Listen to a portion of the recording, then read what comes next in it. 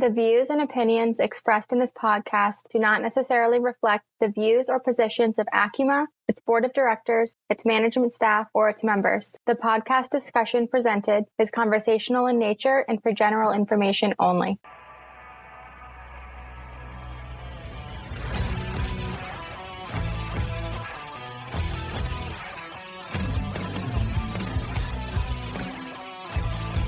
Hello and welcome to ACUMA's On Point Podcast, a series focused on sharing the stories of people who are making a positive impact in the credit union mortgage industry. I'm your host, Peter Benjamin.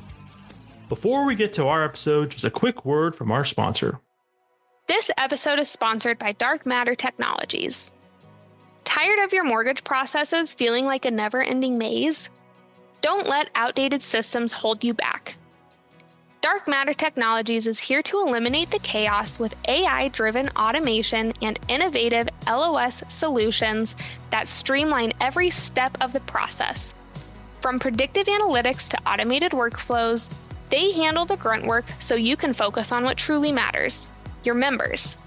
Say goodbye to inefficiency and hello to a smarter, faster way to serve your members with Dark Matter Technologies. Today, I am joined by Heather and Steve Bollinger, co-presidents with the Bollinger Foundation. Heather and Steve, how are you doing today? Hey, Peter. We're excited to be here. Yeah, Thanks for having us. Absolutely. So I'm excited to have this conversation. We kind of joined this or started this partnership with the Bollinger Foundation. That's, ACUMA, in 2024, and, excited to, tell the story, share with our members, the background behind our relationship. I think it's a special one that we hope to grow throughout the course of the years. But before we get to that, as always, let me take a step back, have to pull the hawk in. Justin, what is the latest and greatest happening over at ACUMA? Oh, and by the way, how are you doing today? I'm good, Peter. How are you? Living the dream. There you go.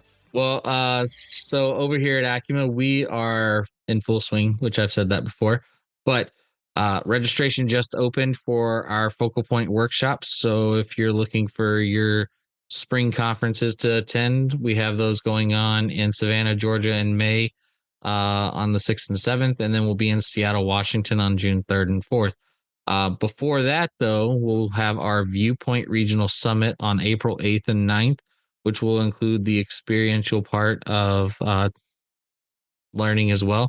So you'll have 2 half days of education, and we're going to go see the part? Yeah, that's we okay. Keep talking about it. I know we're going to go see the Blue Wahoos. There you go. See, there you go. Yeah, I was getting there. I was getting okay. I'm stuck between that and the Montgomery Biscuits. I'm not going to lie. I don't know who I'm rooting for at this point because something about rooting for biscuits. I already told you. Sounds like a win. I wrote my last footnotes. I'm buying a biscuits hat. A biscuits hat. There you go. See, I like it. Did you check out their logo? It's really like a biscuit with like a slab of butter in the middle with a smiley face.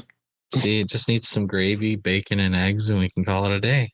I'm totally buying a hat. Yeah. So that's going to be happening on April 8th and 9th. There's still plenty of time to register. So if you haven't registered yet, I will always ask this question, which is, what are you waiting for? So head over to acuma.org to register, and then be sure to mark your calendars because in September, we're going to head to Denver for our Make Your Mark annual conference. So that's happening September 21st to the 24th. So lots of things going on, lots of fun plans. And then if you cannot make any of our in-person events, fret not, we have you covered. We have our virtual events, our webinars, and our podcasts going on year long. So you get to take education with you everywhere you go. Awesome. Thank you very much. Of course. All right, Heather and Steve. So, we were introduced to the Bollinger Foundation. Actually, I'm going to take a step back. So we have a mutual friend, and that mutual friend is Jeff Schumer. He introduced us to the Bollinger Foundation really by, I don't want to say happenstance, but it happened to be happenstance. I'm going to take you both back to 2003 and maybe even 2002. Justin, Krista, and I were discussing in a planning meeting our need, the association's need to give back a bit more. And so we have this business, it's not really pretty, but I'm gonna call it pretty. It has weird colors. I don't know why I picked the color scheme, but I did. Spreadsheet of all the business initiatives that we want to do over the next handful of years. And one of the initiatives happened to be a partnership with a foundation. And we always meet in like August. I think we said this was one of our earlier meetings, maybe earlier in the year. Yeah. But I promise you, a month later, I got this random phone call from Jeff. And it was just out of the blue. And I think it was a month after his retirement or something like that. Yes, it was a month after his retirement from the NBA. And we were just catching up. And he was like, I'm getting, I was like, how are you doing? What are you up to? As well, I'm getting really more involved in, a passion of mine. It was the Bollinger Foundation. I was really involved with it when I was part of NBA. And I'm really, picking up about it. And I was like, well, tell me a little bit more about it. And so he did. And I was like, this is perfect. Tell me more. Like we started getting a lot more involved with it. And I think that's where it really started picking forward. We started picking up speed and wanted to get more involved. And that's why we are where we are today. Mm-hmm. And we are so proud as, a leadership team to be involved or have this partnership with the Bollinger Foundation. And we're thankful that Jeff introduced us because, and we're going to learn more about, the purpose behind the Bollinger Foundation in a second. But, for us, it hits close to home, right? Because all of us within our industry could potentially benefit from this. Our families could. It possibly could impact all of us. But it's we want to grow it. It's for the kids, right? Right.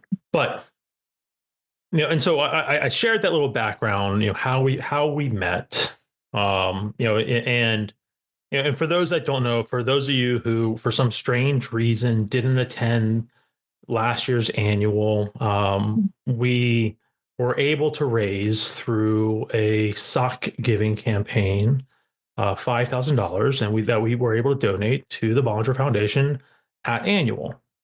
That was the first step in the right direction, no pun intended, and starting this relationship off on the right foot, pun intended at that time. And so I think we want to continue that effort. But before we kind of talk about the Bollinger Foundation and the history behind it and what we can do to support, the foundation, first, I always ask the same question, and I'm going to continue to ask the same question on every single episode. And I always give the same preface before this question. I'm going to continue to do it. The On Point Podcast is a people piece. It's designed to share the stories of people who are making a positive impact on our industry. And I said that in my intro. And so in my mind, you two are most certainly making a positive impact in our industry. The Bollinger Foundation is most certainly making a positive impact in our industry.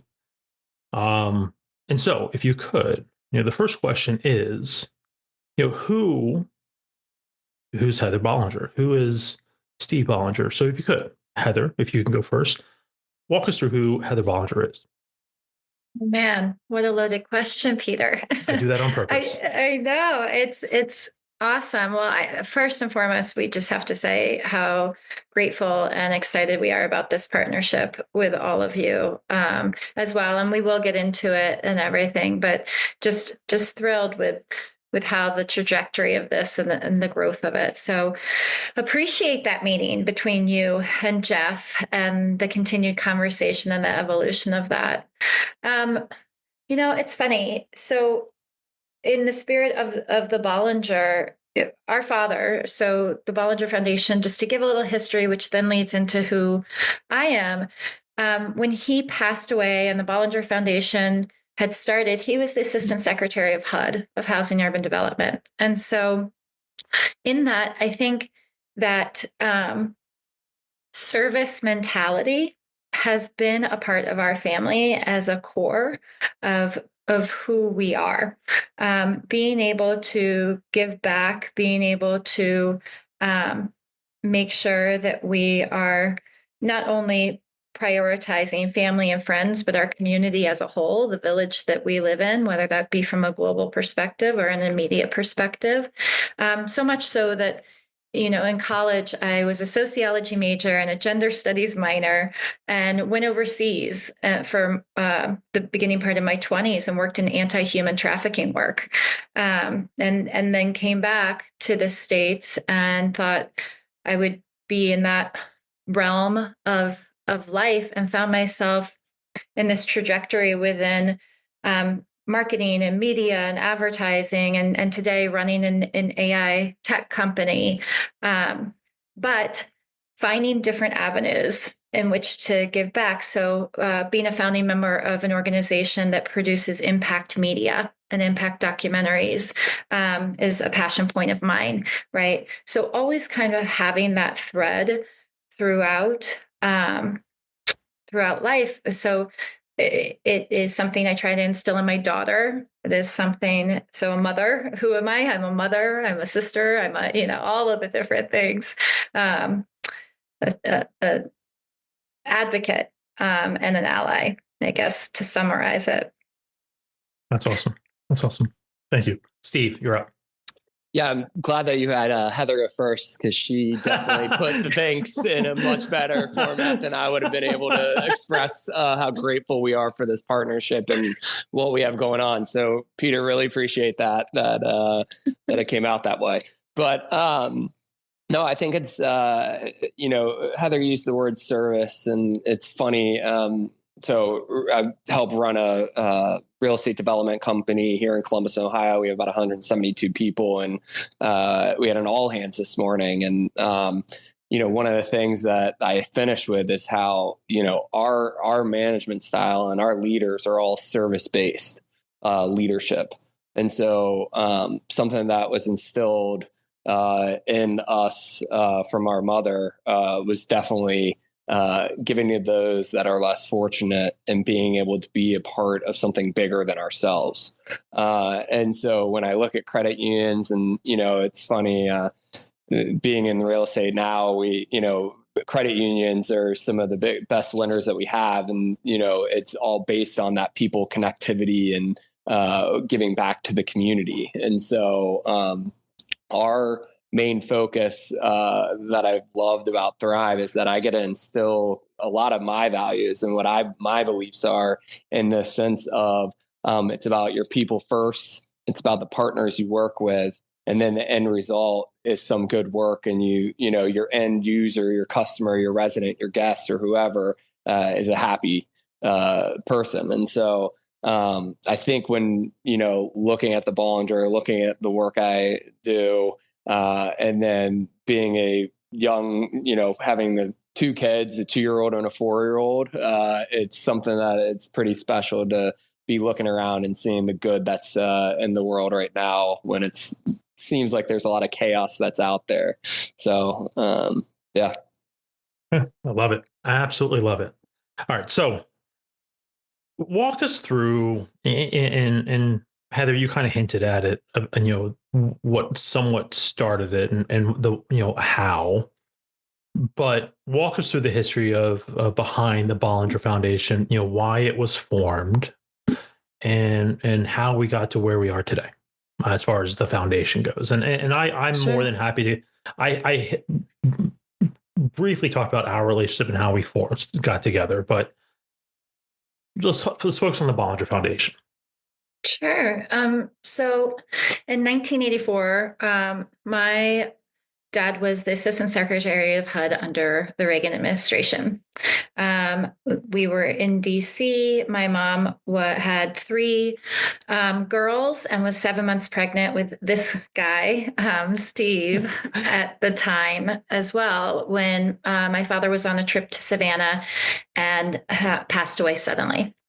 In that, HUD and a number of different advocates in the government were, trying to figure out a way to support my mom in raising us kids. And so with that, the Bollinger Foundation was formed. Jeff Finkel from IEDC and a number of members from HUD as well created the Bollinger Foundation, all surrounding a education grant for us kids, so that we were able to be supported in continuing our education throughout our lives. Flash forward to my mom becoming more on stabler ground and was able to pay back that grant and start the Bollinger Foundation to give back to the HUD and IEDC communities, is where it started at large, for other children who may have lost a guardian or parent in those circumstances as well. So that's kind of the roots of the Bollinger Foundation. And since then, we've been able to provide, Steve, I think it was 339?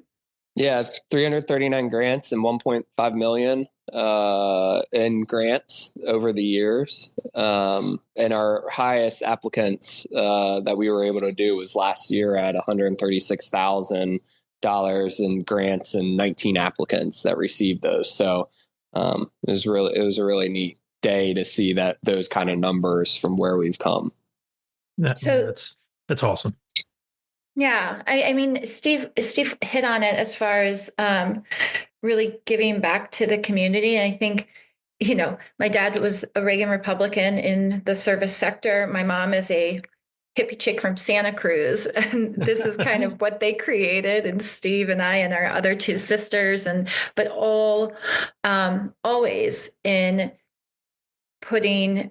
It's not necessarily putting others first, but making sure we're considering the fact that we are more than just a singular in this world. So really that's the core of the Bollinger. Yeah.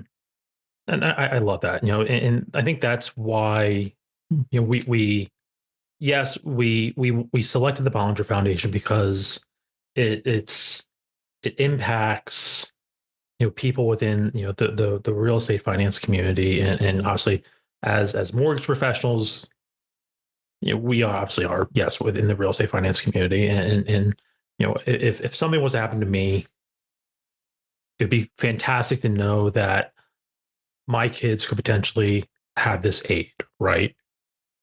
And I'm sure Justin would feel the same exact way. Sure. I'm sure any one of our members could potentially have this type of aid. But what also I think attracted us to this was that community, right? For us, we don't talk about membership. We don't talk about anything besides community. Our members are our community through and through. And when you go out to a different credit union and you focus on how credit unions operate within their communities, they're one, right? They know their families. They know every family in their communities.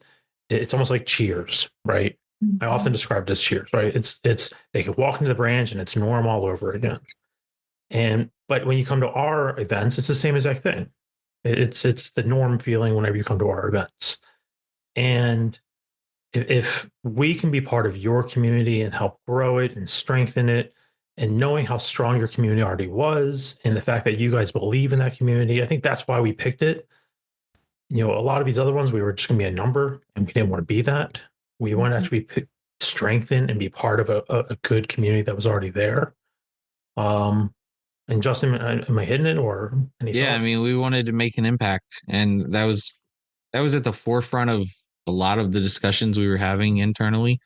I know that was a part of the discussion we had with you guys as well. Just kind of making sure that we felt like we were going to make an impact and that we were going to be an asset to your toolbox, right? Because I mean, I come from the nonprofit world myself, and so that's probably the hardest part, is just finding ways to keep those donations coming in, especially when the economy starts to get tighter. It's, how do we do that? And partnering with organizations like we've partnered with you guys, like that's a surefire way to keep some donations coming around. Yeah. And I think, you guys mentioned the impact piece, and the thing that I'm most proud of within the Bollingers, nobody's paid. It's all volunteer based. It's all something where, all the funds that come in, we put out as much as possible. I forget what the factor score is or whatever, the ratio, but I think we're at like 83 or 87% that's coming in is going out, which is amazing. Thank God we do leave some reserves in the coffer because things like COVID come up and we were still able to give grants out that year, right? Even though without having the golf tournaments and the fundraising and all that. And so that's been really neat to be a part of, to where there is no real red tape around what's going on. And to speak to the community that we have and what an impact you all are able to make in contribution to that. I mean, the Bollinger, far before Steve and I, becoming co-presidents, we're on our 45th year, right? And so it is pretty amazing to see through the test of time how many people have been able to contribute and support and be affected by the Bollinger as well. And we love that ACUMA is coming on as a vital part of that. And we appreciate that. Let's focus on, growth and I don't want to say long-term success, but we're, the future outlook and the vision of the Bollinger. And I guess anyone can answer, but I'll start with Steve. What's the vision for the Bollinger Foundation? What's that 5-year outlook look like? 10 years? What does that look like for you? Yeah, I mean, so this past year we had a great meeting internally the day before the Bollinger Open that takes place every June, which is our biggest fundraiser. But a few of us board members got together and started really talking about that, right? Like coming together and understanding, what should be our focus, what should be, some KPIs. And the beauty of it was the fact that we kind of are just sticking to what we have, right? What we do is kind of this specialty niche group of people that can, take advantage of these funds, wanting to keep it to that and not try and scattershot and be everything to everyone. And really, I think the focus over the next 5 years is getting the word out there. It's getting more applicants. It's the fundraising about it, part of it. And then, I think ideally we're in between that $500,000 to $1 million a year in fundraising, and we're putting out that same amount, right? Like, I mean, I think that there's a lot of people out there that can take advantage of what grants we're allowed to give. And, we really are looking at from the beginning of education. So, pre-K all the way through college, and being a resource to people. And we've put some guidelines around that and really wanting people to come and, take advantage of that. Right. And it's our job to find the applicants and find the money to where we aren't having to turn these people down. No, it's great. Heather, any thoughts? Well, currently we are just speaking to the escalation of the actual financial side of it. Currently, we are small grants, to the point where, we can do the math, 339 grants into 1.5 million, we're averaging now with the guidelines around it about $8,000 a grant, right? To really be able to escalate that and elevate that to would be ideal, as well as the number of people that we're able to deliver the support to.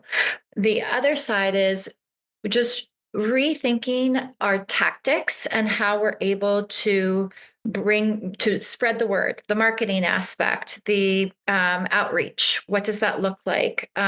So just revolutionizing or reinvigorating some of the website, some of the tacticals as well, in order to cater to this next generation, and how we're communicating with them is super important, whether that be through socials or whether that be through different opportunities of fundraising to the point of the sock drive, or to the point of March Madness, which is one of our other, fundraisers, where it's speaking to a different audience than maybe just who we've typically gone for, which is that golfer, because that is our largest fundraiser, right? So allowing more opportunities. Yeah, who doesn't like losing balls?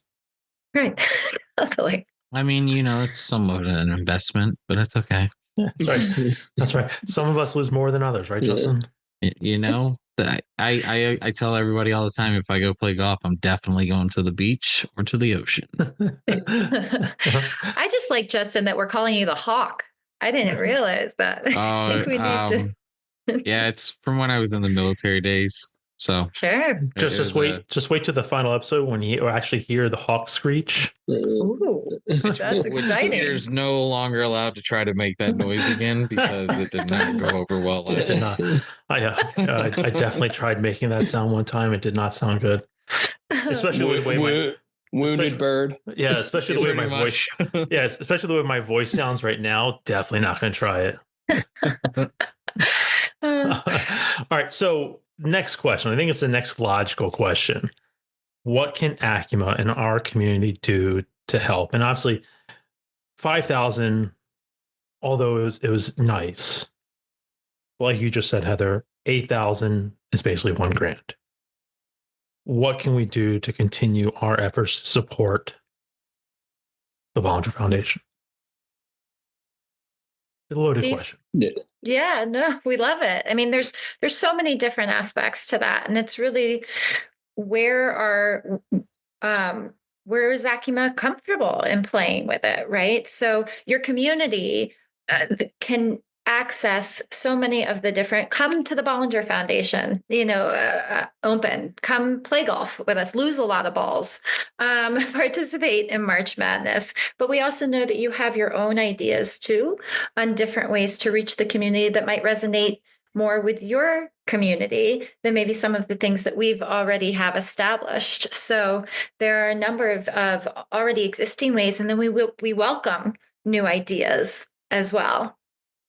Steve? Yeah, I mean, I think I had a meeting yesterday with COSI here in Columbus, and really what we were talking about is like our strongest piece for Thrive and our company is like being a mouthpiece and being able to disseminate information out to our 3,000 residents, 5,000 residents from COSI's point. So when we look at these partnerships, a lot of what we're trying to do is, wanting to prop up each other, right? Like, when the social post goes out for March Madness, like get that out to your network. Like if you guys have a sock drive, we'll get it out to our network. I mean, it's all about the connectivity and the community that we're trying to build. And, some people will be the people that are coming out for the golf open. Some people are giving $10 for the March Madness bracket. Some people are giving $2,500, $5,000 to be a sponsor, and others are going to be on the receiving end, receiving the grants and applications. And so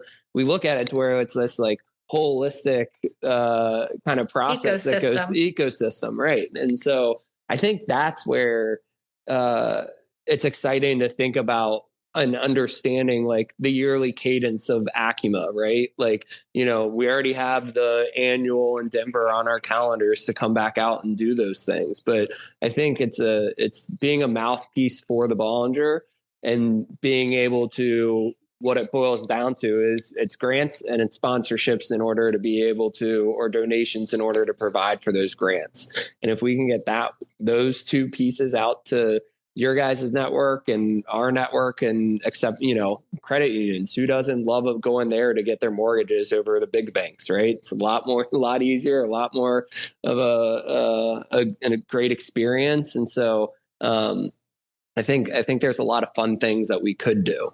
But to Heather's point, I think a lot of it is, what does ACUMA feel comfortable doing? Well, I mean, to your last point, you're preaching to the choir. But I mean, I think you're going to find that, yes, we do have some tricks up our sleeve. I know the Bollinger Foundation is going to be part of our regular conversation going forward at all of our events. It's going to be part of we're going to make it easily accessible for our members to donate on our website, at our events. And we're not just going to wait to annual for that sock giving campaign. And we're not always going to do a sock giving campaign. It may be something else. Who knows? I don't really know. They were great socks, though, Peter. Just they were awesome socks. They're awesome socks. I actually threw out all of my other socks and just replaced them all with ACUMA socks. Yeah. Very comfortable socks. They are great socks. They are. But we're going to make it a year-round thing. So we'll have QR codes where members can just easily scan the QR code and donate at all of our events. I mean, that's what we're going to try to do. It's just going to be a regular conversation. One thing, I'm shocked no one, you talk about March Madness. I'm shocked no one's done the Super Bowl squares as a way to donate. Those are always easy. Yeah, that's a great idea. I mean, we need to do that. It's right on the horizon. Yeah. My next door neighbor was just sent me he coaches the local high school basketball team, and he sent me a website, Super Bowl pool, like a swimming pool site where you can actually set up a free grid for charity. Oh, that's really neat. So he's doing it to raise funds for his girls basketball team. So could be an easy way to do it. Do that. Anyways, see, Justin knows I'm filled with ideas. Very good. Every day. Every day. Full of ideas. Yeah, we have no idea what's coming up next. I know, seriously. Some of them good, some of them bad. So Most a little of them bit are good though. A little bit of a squirrel. You guys are in DC. So Commanders fans or 100%. Philly? Oh yeah, 100%. Are they going to be able to stop Saquon? Yes. Okay. I don't want to jinx it. Yeah. I'm not going to jinx it. All right. Why? It's only been 30 years. Oh, dagger. What about you, Justin? The Ohio State. I'm a college football fan more. Not Ohio State. I live in Columbus, but I as well am okay not being the OHIO of everybody. Yeah. I always never mind. If I would allow Justin to make all of our colors orange, he would. Yeah, but not like the nice Florida color orange. It would be like that's not a nice color at all. The ugly Tennessee. Right. Sure, the Tennessee color, right? I was shocked at how bad you guys played against the Buckeyes. Just saying. Thank you. Me too. Yeah. Thank you for saying that, Steve. Yeah, it was horrendous. Me too. I was shocked too. Don't worry. Yeah, but it's okay. And then is Nico gone? Nah, he's coming back. All right. Sadly, but he's coming back. Oh, Justin. So, it'll be fun. There's always next season, which is like the mantra of the DC sports area. Yeah. So that's fair. I'm not worried about it. We got new life. Yeah. You do. We got new life. No, it's fun. Daniel's a solid. And if anything, I can always look to the Ravens and watch them get to the finish line and then just trip. Or see drop the ball. Let's all keep that out. That hurts. I'm a Ravens fan. I just want to clearly state the Ravens were a far better team than the Bills. They just beat themselves. I feel bad for Heather. She's a Bengals fan. So. I was just gonna say, guys, I'm a Bengals fan, so we have an internal feud in our house in our entire family. So Steve being the Ravens and most of us. I'm actually really disappointed that the Chiefs let the Broncos win the way that they did. Yeah. I really wanted the Bengals to get into the playoffs. Yeah, truly. I really did. But at the same time, I may have put money down that I know we're not supposed to talk about betting, but I was really hoping for a Ravens Commanders Super Bowl. Yeah. Really hoping. That would have been fun. It's like the crosstown shootout. That's right. You know? So it just sounds like we need to set up these Super Bowl squares, whatever those are. I'm sorry I brought it up, but we got totally got sidetracked. That is my sidetrack. No, we got to get refocused. It's actually really our last question. It's the same last question that I ask everybody. It kind of goes back to the first question I ask you. And again, it kind of ties in the people piece, but it has to deal with, the motivation factor. We keep pushing forward every single day. The two of you are like the rest of us, one foot out of bed every single day. But in this case, your purpose is slightly different, right? You have this willingness, this desire to serve. So the big question is, what keeps you motivated? What keeps you going, keep pushing forward? That's the last question. What keeps you going? What keeps you motivated every single day? Since Heather, you answered the first question first, I'm gonna let Steve answer this question first. Great. Thank you, Peter. I was hoping we would just keep sequence as is, but no, I mean, motivation, obviously, my family, my extended family, where it's, it's my sister, it's my mom. It's funny. My mom was clearing out some boxes and she found a letter that I wrote her in like 6th grade about her being my hero. Right. And I still feel that today. And so I think a lot of it is it's the fact of not wanting to do anything just half-ass and wanting everything to be exceptional and wanting it to be something special that you give to people and the experiences that you have with others. And, those experiences doesn't have to be anything extravagant. They can be simple things on an everyday occurrence. It's funny, people around here talk about the sandwiches, and I know I'm the best sandwich maker in our office. And so a lot of times at lunchtime, I'll go around and say, who wants a sandwich? And it's giving those moments to people where, to your point, everybody gets out of bed one step forward. We all wipe our own ass. It's something where it's, we just want explicit. Okay. Yes. That is the explicit. Man, I had so many others that we could have thrown out, but I told you, smallest word. It's okay. No. Now we can say it. Shit, darn. Yeah. Or Yeah, damn. yeah.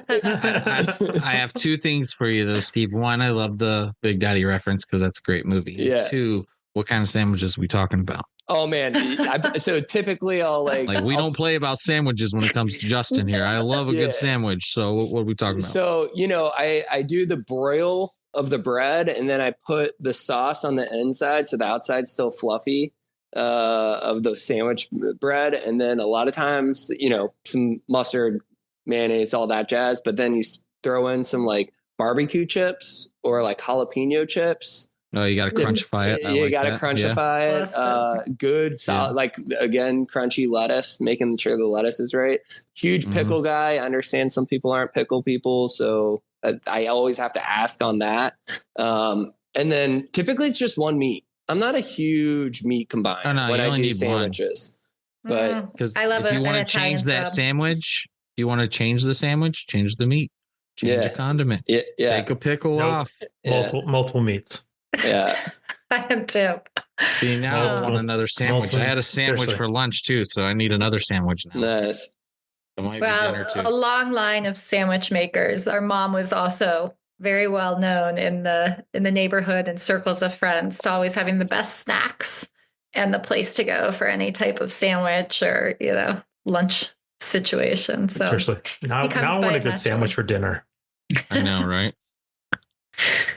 All right, so Heather, your turn. Motivation. I mean, obviously, I'm a single mom of a 7-year-old, and she keeps me on my toes every single day. So just trying to create the world I want her to experience and allowing for some magic and some fun in there too. I think we get so caught up in our rigor and roar of our daily lives. And so to Stevie's point, taking a moment to really celebrate little moments is pretty important, and always a motivating factor. I'm in a really crazy business of AI, of generative AI, of helping build a company, and you can get kind of swept away by the technology and the overarching momentum of everything and how the world's changing so fast. But one of the beautiful things about our company with Verve is that it's AI powered by people. So to your point, Peter, of always having people at the center, even in this crazy world of technology, but keeping the human at the center of whatever we're doing, is a really huge motivating factor for me. I think that whether that be my little one, or whether that be our family and friends, or whether that be that community we spoke of at large, it's the lens I use to live my life. Okay. That's awesome. Both of you. Great answers, both of you. Love it. And I love that family is very much involved in that. And really, that's the root of why we're here with the Bollinger Foundation. So thank you very much. So we're at that point in the show where we need to transition to the second segment of our policy podcast. Not policy podcast, geez. Look what's in my head, Justin. Of our ACUMA On Point podcast. Now, this is where we sometimes do trivia, we do Jeopardy, sometimes we do dad jokes, but this time around, we're doing Jeopardy. So, because the Super Bowl is literally a few days away, and the fact that we actually started talking about the Super Bowl just a few minutes ago, we're going to do Super Bowl Jeopardy. Now, in just a quick second, I'm going to show on my screen a little Jeopardy board. Now, fair warning, like I told you prior to starting this episode, this is a new Jeopardy board for the ACUMA On Point podcast. I have no idea what to expect out of it. I did not create it. I don't know the level of difficulty for it. I checked out two questions, and they seemed okay. I didn't check out the 500 level. I only checked out the middle levels, and they seemed okay. It seemed fun.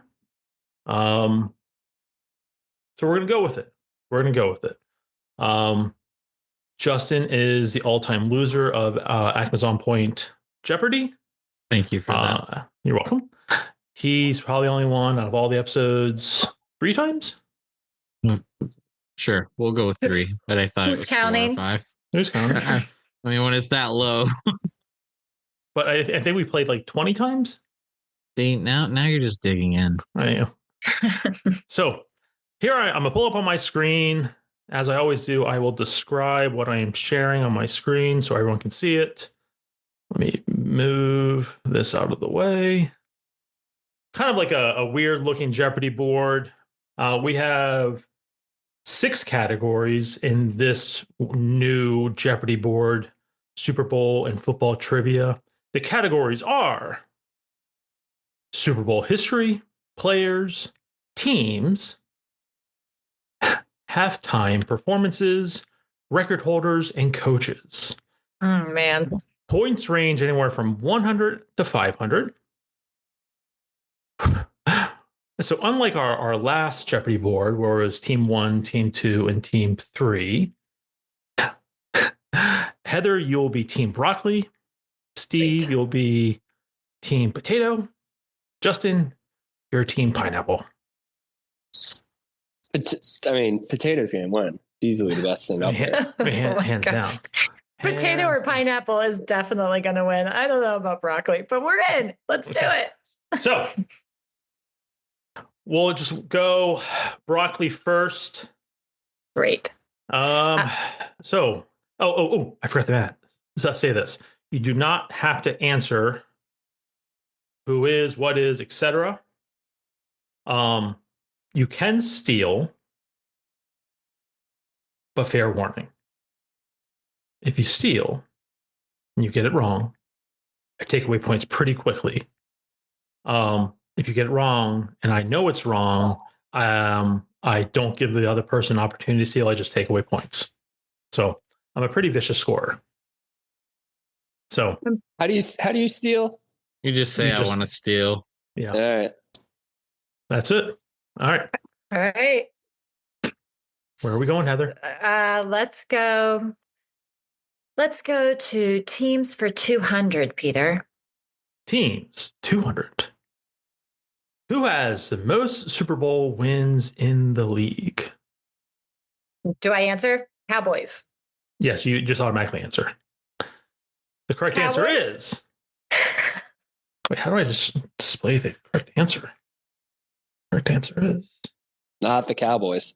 No, I know. I don't know why that came out. the Oh, Pittsburgh Steelers. Steelers. Oh, I just don't like the Steelers. They were out of my mind. All right, so womp womp. That's right. Oh, do you guys hear that buzz? I hear it on my end. Mm. Oh, it's buzzing on my end. Interesting. All right, that was 200.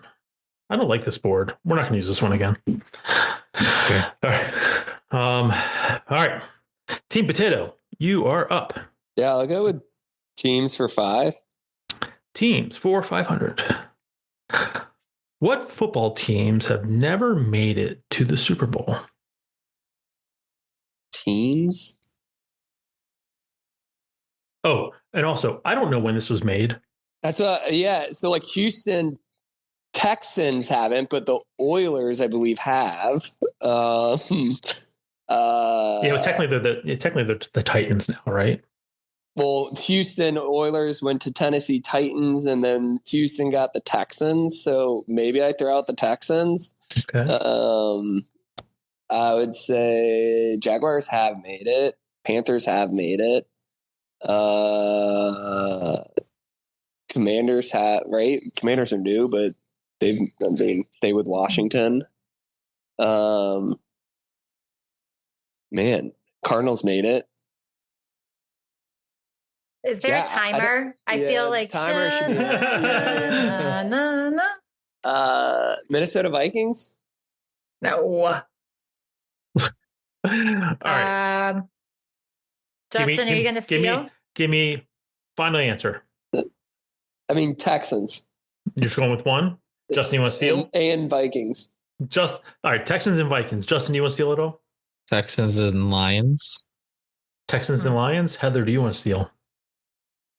I was going to say Lions. So. All right. The correct answer is a lot of teams. Yes. Yes. Cleveland Browns, Detroit Lions, Houston Texans, and the Jacksonville Jaguars. But all of you got it wrong. So I did not get it wrong. I said Lions. But you didn't. We said Lions and Houston's. You didn't say we had to name every team. It said Justin, teams as in plural. Justin. Oh, I hate Justin. this judge. I tell you every Justin, time. This is why we lose. Justin, just because you follow with me, I'm taking away extra points. This is tough. I mean, Peter, you are tough. I love it. All right, Justin. I don't like that I lost extra points. We're going to go with halftime performances for 400. Which artist performed the Super Bowl halftime show in 1993? Yeah, where were you in 93? I was in kindergarten. So I couldn't even tell you what was popular in 93. I was 13. Like Michael Jackson? That's probably a good guess. That's a solid That's probably a good Steal guess, it, Heather. Yeah, I don't know this one. I was helping. I'm going to go with the Beach Boys. No. Beach Boys? Definitely the Beach Boys. Heather, are you stealing? Okay, Michael Jackson. Correct answer is Michael Jackson. Good job, Heather. Thank you. That's awesome. That was 4. Yep. Yeah, it was 400. Perfect. Wait. You had 700. There you go. Sorry, Justin. Nice. We're all in the negative, though, guys. 7 plus 4. Come on. All right. Next question. Let's go. I don't like this one because it doesn't automatically just do it. I know. All right. This is fun. Heather, up to you. Let's do. Oof, guys. Okay, let's do players for 100. Players 100. Which NFL quarterback has been to the most Super Bowls? New England. God, Tom Brady. Correct answer is Tom Brady. Yes. Good job. Thank you. That was a hard one. Well, I got tongue-tied for a second on him. All right, Steve. Record holders for 200. Record holders, 200. Who holds the record for the most passes attempted in their whole career? Oh, man.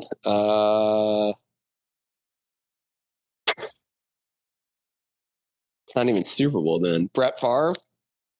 That's a good guess. That is a good guess. I mean, he had a long career. Sure did. Threw the ball a lot. Went to some Super Bowl. Brett Favre? Brett Favre? Final answer? Yeah. I mean, pass attempts, maybe not catches, but. Justin? Stealing? No, I'm not going to steal. All right. Sure. You got to hit the button. I know. See if there's a better way because this has C answer. What's wrong? Brett Favre. Steve, nice. Look at that. Yeah. Good job. That was very good. All right. Pineapple. All right. I'm going to go with coaches for 500. Are you just trying to lose? No, well, I'm trying to get back in it. So that way I'm not so far behind. That's a hard category. So far, halftime performances was also hard. Don't worry, I have it covered. I know how I'm going to get this one right. Okay. AI? No, we don't cheat. Sure, better not. Oh, there is a timer up here. Oh, look at that. There's a timer. I know. Which head coach retired from the NFL with the most games under their belt? Ooh. It might help if I knew more coaches. That's what I'm saying. Why'd you pick this category? We're going to go with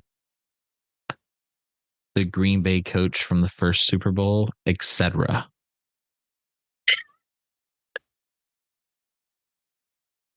Give me a name. I don't know his name. Look, I don't know NFL, so we're kind of screwed here. Why'd you pick this category? Because I was hoping it wouldn't be this hard. What's his name? Okay, we'll go with Bill Belichick, even though he's not retired. All right, Belichick. Etc. Belichick. Okay. Etc. Steve. Heather, you want to steal? No. Okay. I would have said Shula, maybe. I don't even know who that is. Yeah, I'm trying to think of coaches that have just been around for a long time. All right. Correct answer is George Halas. Oh, for sure. I would have got. That was my second choice. Yeah, 100%. Yeah. No idea who that is. No clue. See? No. I want to see. Okay. Let's do one more round, then we'll wrap up. Okay. All It's impossible Jeopardy. All right. Go big. All right, broccoli. Let's do.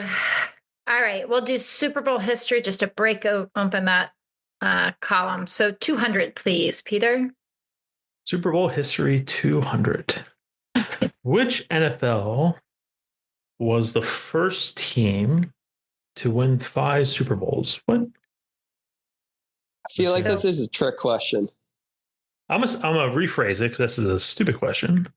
Which team in the NFL was the first to win 5 Super Bowls? Okay.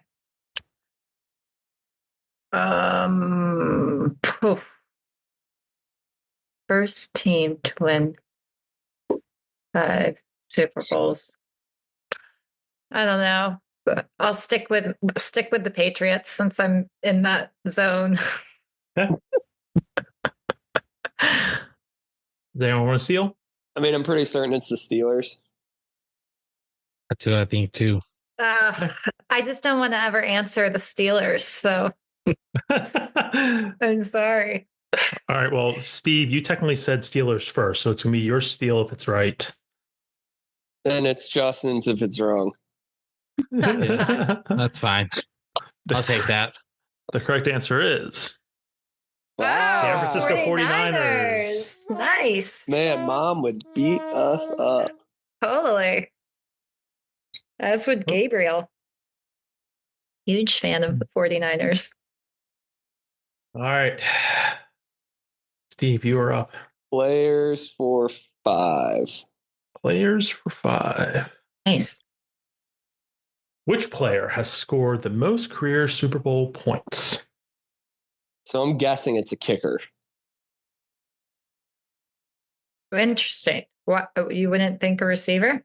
No. I'm going to go Adam Vinatieri. You think he's been to that many Super Bowls? I mean, Colts, Patriots. Okay. All right. I think it's a kicker. I mean, it's a good guess. It's a solid guess. I would have said like Montana. Yeah, but Montana doesn't score the points. He throws the ball. So like the points go to the running back, receivers. Well, let's see. Is what it should be. Yeah. All right, we'll see. Then Rice. Quarterback. You think it's a quarterback? No, I don't think it's a quarterback. All right, then it'll be like Rice. A receiver. Yeah. All right, the correct answer is Jerry Rice. Yeah, there you go. All right. Nice. Nicely done. Yeah. Was that 500? Yeah. It was. Now it's just who loses the least. Yeah. I mean, it's definitely gonna be Justin. All right, Justin. Man. Bring us home. Come on, Hawk. All right, we're gonna go with halftime performances for 500. Awesome. Which artist performed the halftime show in a downpour in 2007? Senior year of high school. No, college. Oh, there's no way I would remember that. I was, way too drunk during that game. Are you kidding me?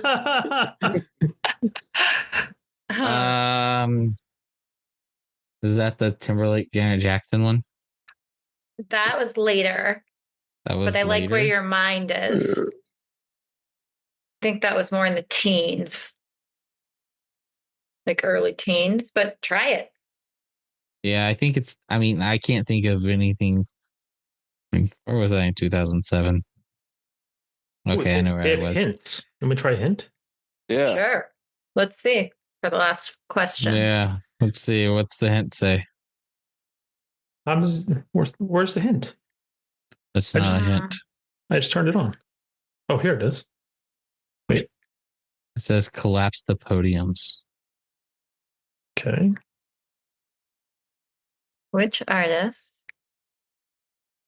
I don't know. I'm going with Jackson and Timberlake. I don't know.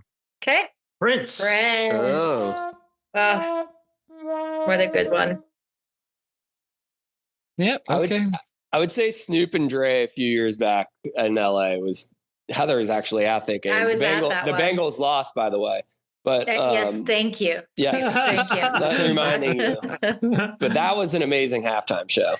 That was epic. That was probably one of the best ones. Yeah, probably one of the best ones. All right, so to wrap up this episode's On Point, ACUMA's On Point podcast, Jeopardy, we have Heather, i.e. broccoli, with negative 400. Steve, i.e. potato, with negative 1,000. Yeah. And Justin, i.e. pineapple, with negative 2,100. It's definitely not your worst, but not your best. Fuck. Oh, fuck. It's already been explicit.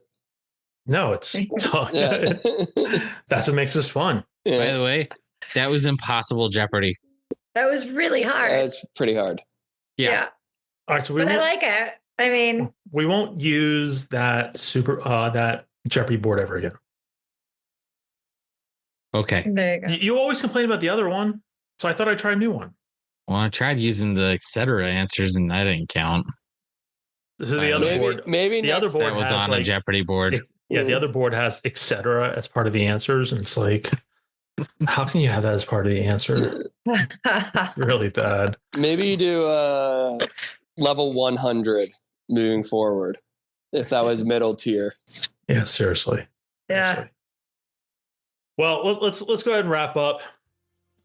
Heather, Steve, thank you very much for taking time out of your schedules to sit down with us and kind of, walk us through, the Bollinger Foundation. Really enjoyed, the conversation. Again, appreciate it. I love this partnership and looking forward to seeing how we grow together. And as I mentioned, I think this is just the beginning. And I truly hope that our members embrace the idea of giving and really supporting a charity that really, hopefully they don't need to, but really could benefit them and their families at some point in time. So thank you very much for being here. Thank you for having us. It was great. Yeah. It was a lot of fun. Good. You're welcome. Yeah.